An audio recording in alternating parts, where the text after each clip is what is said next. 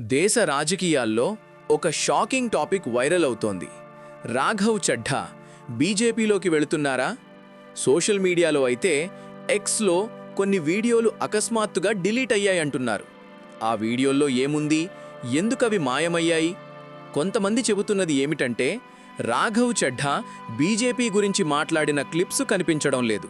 కానీ అసలు నిజమేమిటంటే, ఇప్పటివరకు భారతీయ జనతా పార్టీ నుంచి కానీ ఆమ్ ఆద్మీ పార్టీ నుంచి కానీ ఏ అధికారిక ప్రకటన రాలేదు. అంటే ఈ వార్త మొత్తం ఇంకా కన్ఫర్మ్ కాలేదు. రాజకీయాల్లో ఇలాంటి రూమర్స్ చాలా ఫాస్ట్గా వైరల్ అవుతాయి. కాబట్టి ఇప్పటివరకు ఇది కేవలం సోషల్ మీడియాలో తిరుగుతున్న వార్త మాత్రమే. మీకేమనిపిస్తోంది? ఇది నిజమా లేక ఫేక్ న్యూసా? కింద కామెంట్లో మీ ఒపీనియన్ చెప్పండి. మీకు వీడియో నచ్చితే సబ్స్క్రైబ్ చేసుకుని బెల్ ఐకాన్ను ఆల్లో పెట్టుకోండి మామా.